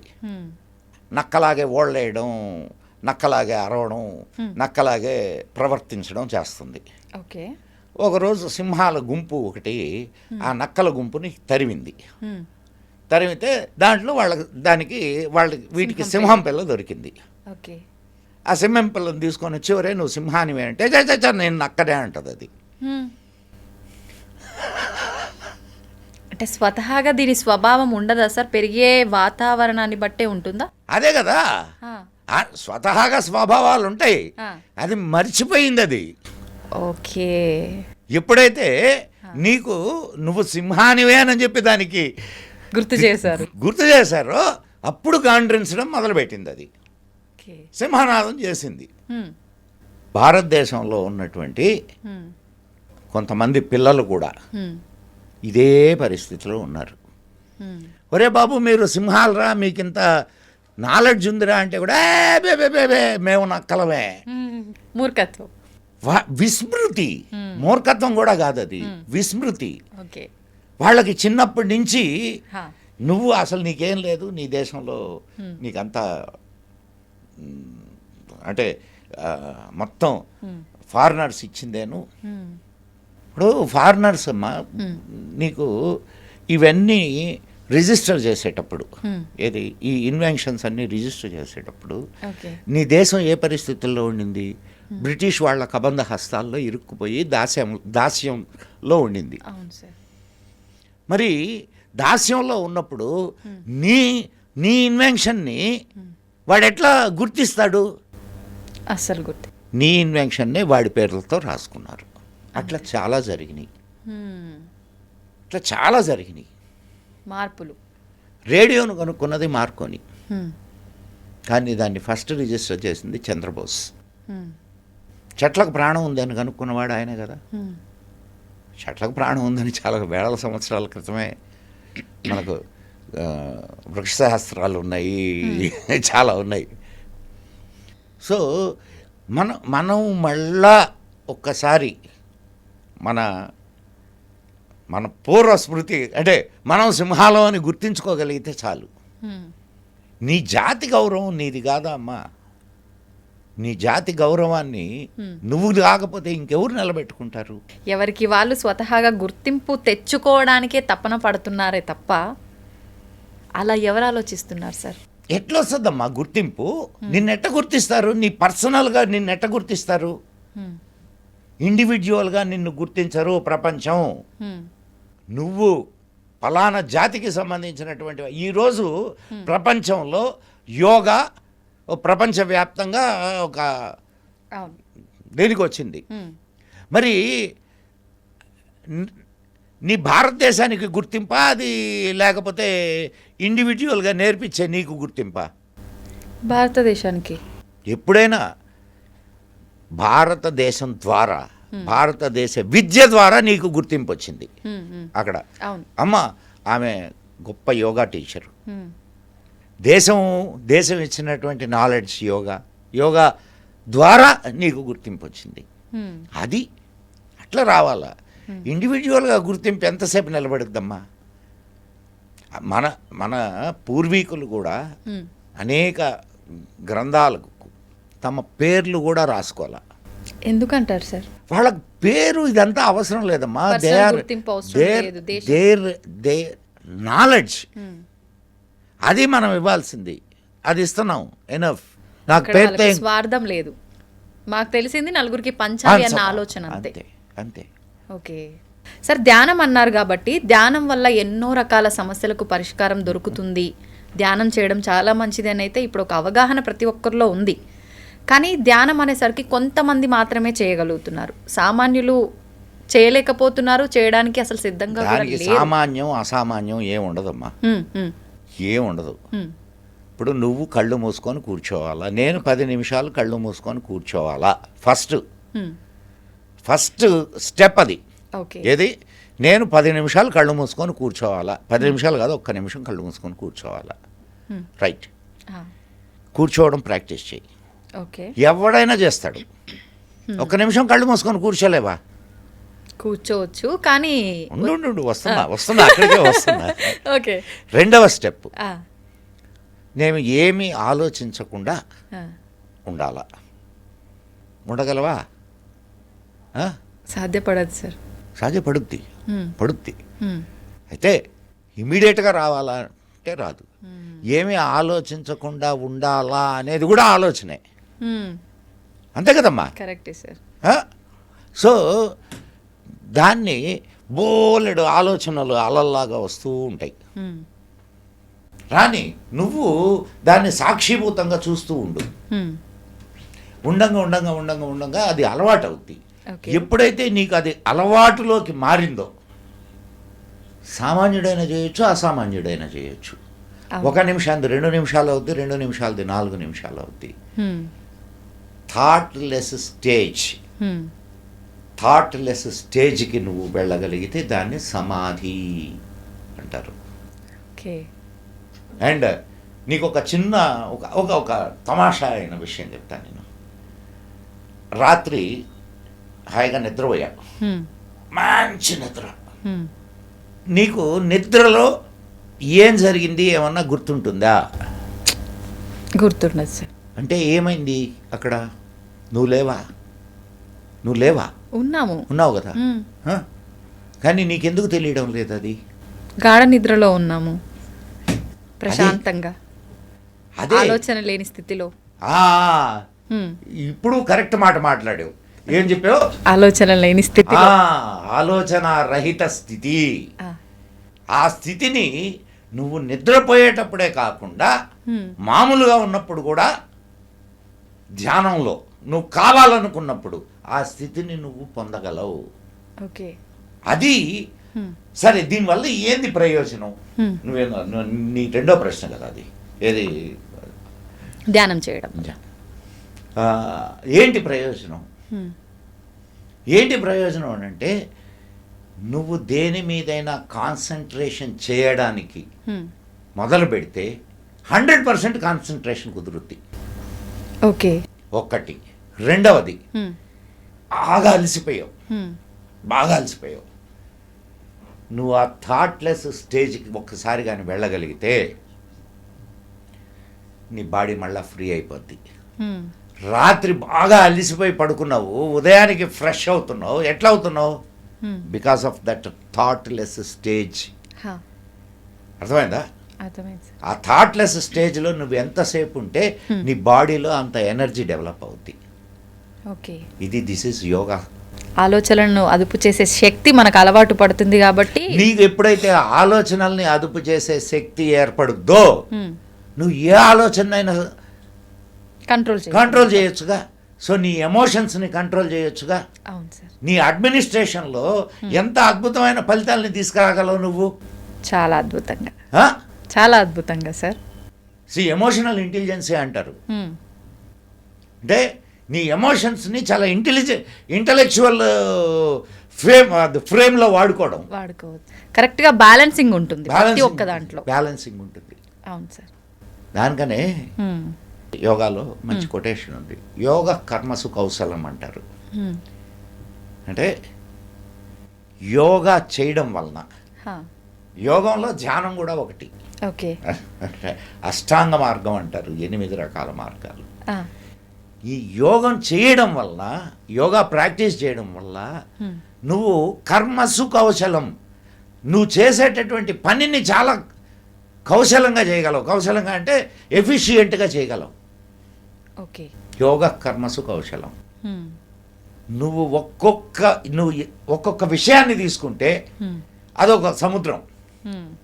అంత నీ ప్రతి విషయంలో మన వాళ్ళు హయ్యెస్ట్ పీక్స్ని అటైన్ చేశారు. అటు ఆధ్యాత్మికత అనే మాట ఫస్ట్ నువ్వు ఎత్తుకున్న మాట ఆధ్యాత్మికత. ఈ ఆధ్యాత్మికత అనే విషయంలో ఎన్ని రకాల పరిశోధనలు చేశారు చూడు. వైష్ణవం, శాక్తేయం, గాణాపత్యం. అంటే నీకు వాటి పేర్లు కనిపిస్తున్నాయి, నాకు దాని ఫినామినాస్ కనిపిస్తున్నాయి. విష్ణువు దేనికి ప్రతీక? పోషకుడు. అవునా? జగత్ పోషకుడు ఆయన. అంటే పోషణ అనే శక్తిని నువ్వు ఆరాధిస్తున్నావు. దాని ద్వారా నువ్వు మోక్ష సాధనకి వెళ్తున్నావు. ఓకే. అండ్ శివ శం కరోతి ఇది శివ. అంటే నీకు మేలు చేసేటటువంటి వాడు శివుడు అని, మేలు కలిగించేవాడు. సరే, ఎట్లా అనేది దానికి మళ్ళా చాలా పెద్ద. ఇప్పుడు శివుడు దేనికి ప్రతీక? డిస్ట్రక్షన్. అవునా? సో నువ్వు ఆ వైపు, అంటే ప్రవృత్తి మార్గం, నివృత్తి మార్గం. ఓకే. ఇప్పుడు మనము ఈ సంసారంలోనే ఉండి అన్నీ చేస్తున్నాం, అండ్ ఇంక్లూడింగ్ మన సాధన. దిస్ ఈజ్ ప్రవృత్తి మార్గ. ఓకే. నివృత్తి మార్గ అన్నీ వదిలేయి, పో హిమాలయాల్లో కూర్చో, లేకపోతే ఎక్కడో కూర్చో, సంసారాన్ని వదిలేయి, సమాజాన్ని వదిలేయి, స్వీయ మోక్షం కోసం ప్రయత్నం చేయి. సన్యాసి నివృత్తి మార్గం. సో నివృత్తి మార్గంలో వెళ్ళినా నీకు మోక్షమే, ప్రవృత్తి మార్గంలో వెళ్ళినా మోక్షమే. నువ్వు అనేక శక్తులు ఉన్నాయి. ఇక నీకు ఇప్పుడు మాతృశక్తి, అమ్మను ఆరాధిస్తున్నావు, తల్లిని. మాతృశక్తి ద్వారా నువ్వు మోక్షాన్ని పొందడానికి ప్రయత్నం చేస్తున్నావు. ఓకే. సో ఒక్కొక్క ఫినామినా ఇది, ఒక్కొక్క ఫినామినా ద్వారా నువ్వు అనేక రకాలైనటువంటి మార్గాల్ని ప్రతి మార్గంలో మన వాళ్ళు ప్రయాణం చేసి వాళ్ళ పీక్స్ని అటైన్ చేశారు. ఇది వాళ్ళు అనుకున్నటువంటి. ఇంకొక విషయం అమ్మా, నీకు ఇవన్నీ సబ్జెక్టులు ఇవన్నీ తెలీదు నీకు, కానీ నువ్వు సాధన చేసావు, మోక్షాన్ని పొందావు. అర్థమైందా? అర్థమైంది. సో నీకు ఇవన్నీ తెలియాల్సిన అవసరం కూడా లేదు. లేదు. నీ goal, your goal already you have reached your goal, that's all. గోల్ని సెట్ చేసుకున్నాము, దానికి తగ్గ ప్రయత్నం చేశాము, సరిపోతుంది. అంతేనా? గోల్ని రీచ్ అయ్యావు అంతే. నీకు ఇదిగో నువ్వు వైష్ణవంలో ఇట్లా ఇలానే వెళ్ళు. పన్నిద్దరాళ్వార్లు అండ్ శైవంలో 62 మంది నాయనార్లు, సౌరంలో సిస్టమ్ ఇది, ఇవన్నీ నీకు తెలియాల్సిన పనిలే. సాధన చేసావు, మోక్షాన్ని పొందావు. ఓకే. ఎంత సులువైన పద్ధతులు. అన్ని మార్గాల ద్వారా మన వాళ్ళు ఆ మోక్ష సాధనకు మార్గాల్ని అన్వేషించారు. అందుకే ఇందాక నేను నీకు చెప్పింది ఏది, ధ్యానం కాదు, నదులు వక్రాలుగా కనిపించినా వెళ్ళే ప్రయాణం ఏ రకంగా ఉన్నా చేరే గమ్యం ఒకటే, చేరేది సముద్రానికే. సో మనం ఏ మార్గంలో పోతున్నాం అనే దానికంటే పోయే మార్గంలో ఎంత నిబద్ధతతో పోతున్నాం, ఎంత దీక్షతో పోతున్నాం, ఎంత సాధనతో పోతున్నాం, ఇది ముఖ్యం. ఓకే. ఇప్పుడు ప్రతిదాన్ని శంకిస్తూ పోతే నీకు ఏది రాదు. నేను విష్ణువుని ధ్యానిస్తున్నాను, విష్ణువు పలకలేదు, శివుడి దగ్గరికి పోదాం. శివుడు పలకలేదు, యేసు దగ్గరకు పోదాం. ఉన్నారు సార్ అలాగే. నేను అదే చెప్తున్నది, నేను వాళ్ళని చూసే చెప్తున్నా. అవును, తిట్టేసుకోవడం మళ్ళీ భగవంతుల్ని. సో అది కాదు ఆధ్యాత్మికత. ఆధ్యాత్మికత అంటే నువ్వు పేరు ఏదైనా పెట్టుకో, అనంతమైనటువంటి శక్తికి నువ్వు ఏ పేరుని పెట్టగలవు, ఏ రూపాన్ని ఇవ్వగలవు, ఏ గుణాలని నువ్వు ఆపాదించగలవు. అనంతమైనటువంటి శక్తి అది. అది స్త్రీ శక్తి, పురుష శక్తి, నపుంసక శక్తి, దేన్ని చెప్పగలవు నువ్వు? ఏదని చెప్పగలవు? అవునా కాదా అమ్మా? అంతే సార్. సో దానికి నీ ఇష్టం వచ్చిన పేరు పెట్టుకో, నీ ఇష్టం వచ్చిన రూపమి, నీ ఇష్టం వచ్చినట్టు దాన్ని కొలు, కానీ నిబద్ధతతో కొలువు. అది ముఖ్యం. భక్త కన్నప్ప తెలుసు కదమ్మా? తెలుసు సార్. ఆయనకి ఏమి శాస్త్రాలు నేర్చుకున్నాడు ఆయన? ఏం లేదు సార్. కానీ శివుడు ఉన్నాడు అని గట్టిగా నమ్మాడు. కల్మషం లేని మనసుతో ఆయన కళ్ళను అర్పించాడు. అవును సార్. మరి ప్రత్యక్షం అవుతాడు. ప్రత్యక్షం అవుతాడంటే ఆయన ఉంటేనే కదా ప్రత్యక్షం అవుతాడు అనొచ్చు. ఆయన ఆ రూపంలోనే వచ్చాడా? నువ్వు ఏ రూపంలో పిలిస్తే, రూపమే లేనివాడు నీకు ఏ రూపంలో నువ్వు ధ్యానిస్తావో ఆ రూపంలో నీకు దర్శనమిస్తాడు. నమ్మకం, భావన. నీ నమ్మకం మీద, నీ భావన మీద, నువ్వు చేసేటటువంటి సాధన యొక్క తీవ్రత మీద ఆధారపడుద్ది. ఓకే. అమ్మాయి, మన పురాణాల్లో మనం చదవడం లేదా, రాక్షసులు కూడా తపస్సు చేసి వరాలని సిద్ధింపజేసుకున్నారు. విన్నాం సార్. స్విచ్ వేస్తే లైట్ వెలుగుద్ది. అది రాక్షసుడు వేసినా వెలుగుద్ది, ఒక సాధు వేసినా వెలుగుద్ది. కరెక్ట్. కాబట్టి ప్రయత్నం చేయడం అనేది ముఖ్యం, లోపం లేకుండా చేయాల. అది సార్. మనం చూసుకుంటే ఆలయం అంటేనే ఎంతో పవిత్రమైనది, ఒక పాజిటివ్ వైబ్రేషన్స్. ఆలయం పేరు విన్నా, ఆలయంలోకి వెళ్ళినా కూడా అలాంటి పవిత్రమైన ప్రదేశంలోకి ఆడవారి విషయానికి వస్తే వాళ్ళు దూరంగా ఉండాల్సిన 5 రోజుల సమయంలో ఆడవారికి ప్రవేశం లేదు. అలాంటప్పుడు వాళ్ళు దూరంగానే ఉండాలి అని చెప్పి వింటూ ఉన్నాం. నిజంగా ఇది మన శాస్త్రంలో, మన సనాతన ధర్మంలో ఉందా సార్ ఈ టైంలో దూరంగా ఉండాలని చెప్పి? అసలు దాని గురించి ఏం చెప్పబడింది అంటారు? నేను ఈ విషయానికి సంబంధించి 2 రకాలుగా చెప్తాను నేను. అలాగే. ఏది మంచిది అనేది మీరే ఆలోచించుకోండి. కొంచెం బ్రాడర్ వేలో ఆలోచిద్దాం. సృష్టికి మూలం ఎవరు? ఆయనే. ఈ శరీరం ఆయన ఇచ్చిందే, అంతే. అవునా? అవును సార్. అక్కడ ఉన్నది ఎవరు? ఆలయంలో ఆయనే. సరే, నువ్వు అన్నటువంటి ఆ 4 రోజులు మెన్స్ట్రుయేషన్ పీరియడ్ ఇచ్చింది ఎవరు? ఆయనే. మరి ఆయన ఇచ్చిన ఈ శరీరం, ఆయన ఇచ్చినటువంటి ఈ సిస్టమ్ ఆయన కోసంగా వెళితే తప్పేమిటి? ఇది ఒక అంశం, యాంగిల్. అయితే ఇది ఎప్పుడు నువ్వు పరిపూర్ణమైనటువంటి స్థితిని పొందినప్పుడు, ఓకే, అంటే నువ్వు మానసికంగా ఆ ఎత్తుకి ఎదగలిగినప్పుడు ఇవన్నీ ఏమి ఉండవు. ఓకే. కానీ మానసికంగా నువ్వు అంత ఎత్తుకి ఎదగనప్పుడు అసలు దీనికి ఎందుకు నియమాలు పెట్టారు? చాలా సహజమైనటువంటి విషయం కదా అది. అవును సార్. దానికి ఎందుకు అన్ని నియమాలు పెట్టారు? అది కూడా ఒకసారి మనం ఆలోచించాలా. Correct sir. ఇంట్లో దూరంగా కూర్చోబెట్టేవాళ్ళు. ఇప్పుడు లేదనుకోండి, దట్స్ అ డిఫరెంట్ ఇష్యూ. దూరంగా కూర్చోబెట్టేవాళ్ళు, తాకనిచ్చేవాళ్ళు కాదు. అవును. పనులకు దూరంగా ఉండేవాళ్ళు. కారణం ఏమిటంటే ఆ సమయంలో స్త్రీ శరీరంలో చాలా నీరసంగా ఉంటుంది. అండ్ ఇన్ ఎడిషన్ చాలా చికాకుగా ఉంటుంది. అంటే ఒక అమ్మాయివి కాబట్టి నీకు అనుభవంలో ఉన్నటువంటి విషయం. చాలా కోపం ఉంటుంది. ఇన్ని విరుద్ధమైనటువంటి విషయాలతో నువ్వు గుడిలోకి పోయి ప్రశాంతంగా దేవుణ్ణి దర్శించుకోగలవా? దేవాలయానికి వెళ్ళాలి అని అంటే పంచశుద్ధుల్ని మన వాళ్ళు చెప్తారు.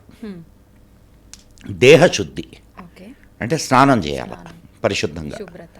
వస్త్రశుద్ధి, పరిశుద్ధమైనటువంటి బట్టలు కట్టుకోవాలి. 2, 3 ఆహార శుద్ధి అంటే సాత్వికమైనటువంటి భోజనం చేయాల. ఏదో వేటల్ని కోసి కాకుండా సాత్విక భోజనం చేయాల. వాక్ శుద్ధి, నా బూతులు తిట్టుకుంటూ దేవాలయానికి పోతే సో పరిశుద్ధమైనటువంటి మాటలతో భగవంతుని గురించిన చర్చతో వెళ్ళాల. 5వది మనోశుద్ధి. ఈ 5 శుద్ధులను పాటించి వెళ్ళమన్నారు. అండ్ నువ్వు చెప్పినటువంటి సమయంలో దేహశుద్ధిని నువ్వు చేసుకోలేవుగా, మనోశుద్ధి కూడా ఉండదుగా. కాబట్టి కానీ నువ్వు వీటికి అన్నిటికీ అతీతంగా భగవంతుణ్ణి ఇచ్చేస్తూ కానీ ఉండుంటే నీకు అసలు ఇవన్నీ పట్టింపులే కాదు. అర్థమైందా? అండ్ ఇంకొకటి, మెన్స్ట్రుయేషన్ పీరియడ్లో ఎక్కువగా సెక్సువల్ అర్జు ఉంటుంది. మామూలుగా దిస్ ఇస్ కొంచెం మాట్లాడుకోవడానికి కాస్త ఇబ్బందికరమైన ఉన్న విషయం ఇది. అండ్ ఇది ఒకటే కాకుండా స్టాప్ అయిన తర్వాత ఒక 3-4 రోజుల్లో అండం రిలీజ్ అవుద్ది. సో ఇవన్నీ కారణాల వల్ల ఆడవాళ్ళకి రెస్ట్ ఇవ్వడానికి, ఇప్పుడంటే ఆఫీసులకు వెళ్తున్నారు, ఉద్యోగాలు చేస్తున్నారు, కానీ అప్పటి కాలంలో ఇప్పుడంతా మెకనైజేషన్ వచ్చింది. నువ్వు బట్టలు ఉతకాల్సిన పని లేదు, వంట వండడానికి నీకు ఇవన్నీ ఉన్నాయి, ఇది అప్లయన్సెస్ అన్నీ ఉన్నాయి. కానీ ఆనాటి కాలంలో వంట వండాలి అంటే అదొక పెద్ద, అంటే మేము మా చిన్నప్పుడు చూసాం కాబట్టి చెప్తున్నా. ఉమ్మడి కుటుంబాలు కర్రలు పెట్టేవాళ్ళు, కర్రలు పెట్టి కట్టెల పొయ్యి మీద వండేవాళ్ళు. పొగగొట్టం ఊదేవాళ్ళు. ఇదంతా మేము మా కళ్ళతో చూసినవి కదా. మేము మా అమ్మ, మా పిన్నులు వీళ్ళందరూ అట్లా ఇదైన వాళ్ళే. మరి పెద్ద పెద్ద గుండిగలు ఎత్తి దించేవాళ్ళు ఏది భోజనానికి. భోజనాన్ని. మా ఇంట్లో 40 మంది తినేవాళ్ళం, అమ్మో 40 మెంబర్స్ 40 మెంబర్స్ ఉండేవాళ్ళం. ఇప్పుడు చిన్నపాటి ఫంక్షన్ చేస్తే ఉంటున్నారు. ఉంటున్నారు. రోజు రోజు రోజు వీళ్ళు కాకుండా మా ఇంటికి వచ్చేటటువంటి బంధువులు అతిథులు మొత్తం రోజు ఒక పూటకి 50 ఇస్తళ్ళు లేయాల. అవునమ్మా. ఓకే. ఇంతమందికి వండాలి అని అంటే మా తల్లులు ఎంత కష్టపడాలా, శ్రమ. అందులో ఇంకొక ఇదేమిటి, మగవాళ్ళందరూ తిన్న తర్వాత ఆడవాళ్ళు కూర్చునేవాళ్ళు, పిల్లలకు పెట్టి మగవాళ్ళకు పెట్టి ఆడవాళ్ళు కూర్చునేవాళ్ళు. నిజంగా మన ధర్మం అదే చెప్పిందా సార్? ధర్మం చెప్పిందా లేదా అనేది కాదు, అటు ప్రక్కన పెట్టు. అదే ఇప్పుడు అక్కడ they are the complete administrators of the house. కరెక్టే సార్. నువ్వు ధర్మం చెప్పిందా, ధర్మం దాకా పోక్కర్లే. ఇంట్లో నీకు ప్రియమైనటువంటి వాడు అన్నం తినలేదు, ఆయన తింటే తిన్నాడు లేకపోతే లేదులే నేను తింటే సరిపోద్దులే అనుకుంటావా? అస్సలు అనుకో. కనీసం ఏమండి మీరు అన్నం తిన్నారా అని అడుగుతావా లేదా? నువ్వు పెళ్ళైంది కదా నీకు, అడుగుతావా లేదా? అడుగుతాం. తినలేదే అంటే ఏం చేస్తావు? రండి భోంచేద్దాం అని అంట. ఇద్దరు కలిసి కూర్చొని భోంచేస్తారు, అంటే ఇద్దరే కాబట్టి. కానీ అక్కడ మా ఇంట్లో అంతమంది ఉన్నారు కాబట్టి అది భార్యాభర్తలు కలిసి కూర్చొని తినే అవకాశం కూడా లేదు. సో అటువంటి సమయాల్లో ఒక 4-5 రోజులు వాళ్ళకి రెస్ట్ ఇస్తే తప్పేమిటి? ఇవ్వాలి కూడా సార్. తప్పేమిటి? అస్సలు తప్పు. నీకు ఆదివారాలు లేవు, సోమవారాలు లేవు, సెలవు దినాలు లేవు. పాపం ఇప్పుడు ఒక ఉద్యోగం చేస్తున్నావమ్మా నువ్వు, నీకు కనీసం వారానికి 1 రోజు సెలవు ఇస్తారు, వాళ్ళకి ఆ వారానికి 1 రోజు సెలవు కూడా ఉండదు. సో వాళ్ళని హాయిగా కొంత రెస్ట్ తీసుకునే అవకాశం దొరుకుతుంది. అండ్ బాడీ మళ్ళా రీగెయిన్ అవుతుంది, రీఛార్జ్ అవుతుంది. దాంట్లో తప్పేం లేదు. కాకపోతే ఇప్పుడు అటువంటి అవకాశాలు లేవు. That's a different issue. ఇప్పుడు ఆఫీసులకు వెళ్ళే వాళ్ళు ప్యాడ్స్ కట్టుకొని బయలుదేరుతున్నారు, పిల్లలు ప్యాడ్స్ కట్టుకొని స్కూల్స్కి కాలేజెస్కి వెళ్తున్నారు. సో నువ్వు అట్లని దాన్ని తప్పు అనకూడదు, అది నేను అంటుంది. ఆ ఆచారం తప్పు, ఆ ఆచారం కరెక్ట్ కాదు అని కాదు. ఆనాటికి అది కరెక్ట్, ఎస్, ఈనాటికి ఇది కరెక్ట్. ఆనాటి పరిస్థితులు, ఆనాటి అమ్మాయి మా ఇల్లు చిమ్మడానికి మా ఇంట్లో 4, మా అమ్మ 3 పిన్నులు, మా అత్త, మా 5 కుటుంబాలు. దాంట్లో మా ఇంట్లో 5 కుటుంబాలు, పెద్ద ఇల్లు. వాళ్ళే చిమ్ముకునేవాళ్ళు. ఉదయాన్నే అందరికీ వేనీళ్ళు కావాలా, అంతమందికి పెద్ద గుండిగలు పెట్టి నీళ్లు కాసేవాళ్ళు. నేను ఎందుకు ఇవన్నీ చెప్తున్నానంటే, నువ్వు ఆలోచించు ఒక్కొక్కళ్ళకి ఎంతెంత పని ఉండేదో. చాలా సార్. లేచిన దగ్గర నుంచి వాళ్ళకి ఇదే పని, ఏదో ఒకటి. ఒకరిద్దరు పనివాళ్ళు ఉన్నా ఎంత చేయగలరు? అవును. ఇంతమందికి తలా ఓ చేయి పడాల్సిందే. అందులో అప్పుడేం కొళాయిలు లేవు మాకు. బావుల్లో నీళ్లు తోడుకొని మేము అందరం, ఇంక్లూడింగ్ మీ, నేను ఒక 10 బకెట్లు నీళ్లు తోడాలా. సహాయం చేసేవారు. చెయ్యాలా? ఎవరు చేస్తున్నారు? ఈ రోజు సంగతి తీసే, ఆ రోజు చెయ్యాలా. నేను చెయ్యకపోతే ఈ నా పాలి వర్క్ ఇంకొకటి మీద పడుద్ది. అవునవును. సో మాకు ఒక పెద్ద టబ్ ఉండేది, దాంట్లో నీళ్లు చేతి పోసేవాళ్ళం. మళ్ళా ఆ నీళ్లు తీసిపోయి గుండిగలో నీళ్లు పోసి కింద పెద్ద మంట పెట్టేవాళ్ళం. కట్టెలు. ఇప్పుడు ఇంతమంది చేస్తున్నా అసలు మా ఒంటిల్లు చూస్తే అసలు అదొక అంధకార బందరు అంటారు చూడ, అంటుండేదన్నమాట. నల్లగా పొగ మసి గమ్ముకొని అప్పుడేమి ఇవేమి చిమినీలు గిమినీలు ఏం లేవు కదా, అంతా అక్కడే కమ్మేసేది. మరి అంత కష్టపడే వాళ్ళకి ఒక 4 రోజులు సెలవిస్తే వీటన్నిటి నుంచి మనం దాన్ని అది తప్పు అనడం తప్పు కదా. అండ్ అది కూడా ఎందుకు, ఆ సమయంలో వాళ్ళు చాలా వీక్గా ఉంటారు, పని సమర్థవంతంగా చేయలేరు, మానసికంగా చాలా ఆందోళనలో ఉంటారు. మరి ఇన్ని పరిస్థితులు ఆమెకు ఉన్నప్పుడు ఆమెను ఒక 4 రోజులు అటు కూర్చోమ్మా అని అంటే అదేముంది దాంట్లో అది పెద్ద ఇది కాదు, ఇబ్బంది కాదు. దానికి తోడు ఇప్పుడులాగా ప్యాడ్స్ గీడ్స్ అప్పుడు ఉండేవి కాదు, ఏదో బట్టలు వాడేవాళ్ళు, పాత బట్టలు వాడేవాళ్ళు. అండ్ అటు ఇటు తిరిగితే మీకు కింద నేల మీద ఇవి పడవచ్చు, స్టెయిన్స్ పడవచ్చు, అండ్ దానివల్ల బ్యాక్టీరియల్ ఇన్ఫెక్షన్స్ ఇది కావచ్చు, అనేక రకాల రీజన్స్ ఉంటాయి. ఆ రీజన్స్ అన్నిటినీ దృష్టిలో పెట్టుకొని ఆ 4 రోజులు మీరు అక్కడ హాయిగా రెస్ట్ తీసుకోండి అనేవాళ్ళు. సో ఇప్పుడు దేవాలయానికి వెళ్ళాలన్నా కూడా బయటకు వెళ్ళాలి కదమ్మా, అందుకు ఇప్పుడు ఇవన్నీ ఏమీ లేని ఆలోచనే లేదు అసలు. అసలు శరీరమే నాది కాదు, శరీరం కూడా ఆయనదే అనే స్టేజ్కి నువ్వు వెళ్ళినప్పుడు నీకున్నటువంటి ఇది ఆయన చూడడానికి సమస్య కాదు. కానీ నువ్వు సంసారంలో ఉన్నప్పుడు you have to follow the certain rules.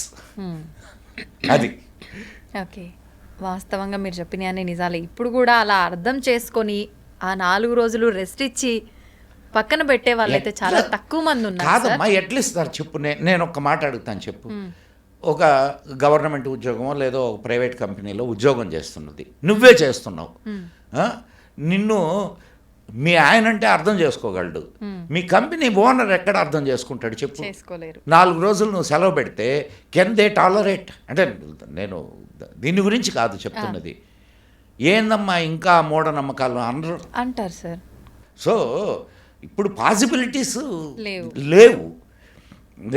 And మా మిస్సెస్ ఎక్కడికో ఎందుకు, మా మేడం ఒక గవర్నమెంట్లో పనిచేస్తుంది, సెంట్రల్ గవర్నమెంట్లో పనిచేస్తుంది,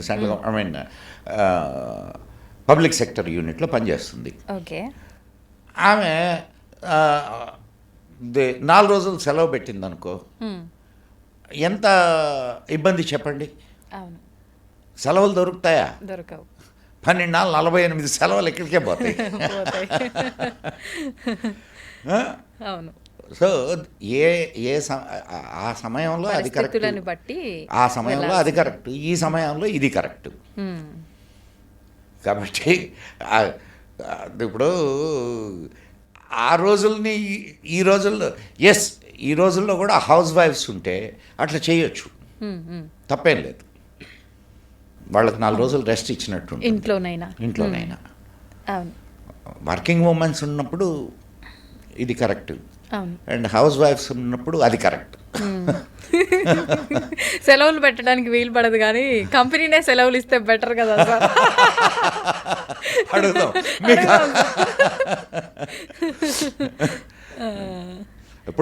ఇప్పుడంటే వారానికి ఒక రోజు మీకు సెలవు వస్తుంది. ఒకనాటి కాలంలో నీకు ఆదివారం సెలవు ఉండేదేం కాదు, ఆదివారం కూడా వర్కింగ్ డేనే. ఒక్క అమావాస్య రోజు మాత్రమే సెలవు ఇచ్చేవాళ్ళు. అవును, అప్పుడు ఇంకా కష్టం సార్. ఆడవాళ్ళకి కాదు నేను చెప్తున్నది. అప్పుడు ఆడవాళ్ళు అసలు ఉద్యోగాలకు పోయేవాళ్ళు కాదు కదా, ఉద్యోగాలకు పోయేవాళ్ళు కాదు. మా అమ్మ టీచర్గా చేరడం అనేది అప్పట్లో అదొక పెద్ద వండర్ సార్, వండర్. నిజంగానే వింటుంటే నాకు అదే అనిపిస్తుంది. అప్పట్లో టీచర్, మా నాన్నగారు హిందీ తెలుగు లెక్చరర్, అమ్మ హిందీ టీచరు. ఉపాధ్యాయుల కుటుంబం. ఉపాధ్యాయుల కుటుంబం. అందుకనే ఇప్పుడు గంట కొడితే కానీ మేము ఆగం.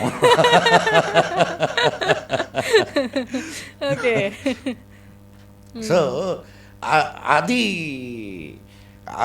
నేను అంత రెవల్యూషన్ అది మా ఇంట్లో. ఏది ఆడవాళ్ళు చదువుకోవడం అనేది మేము 4 పిల్లలం పుట్టిన తర్వాత, అదే మా అమ్మ టీచర్ జాబ్ వచ్చింది. ఏది పర్టికులర్ ఇదే రూల్ అని నువ్వు చెప్పడానికి లేదు. The rule is for your convenience, correct. But in a positive way, not negative వే.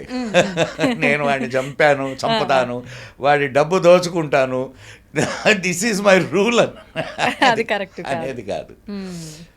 ఇట్లా మనం మాట్లాడుకుంటూ ఉంటే ఇంకా అనేక విషయాలు వస్తూ ఉంటాయి.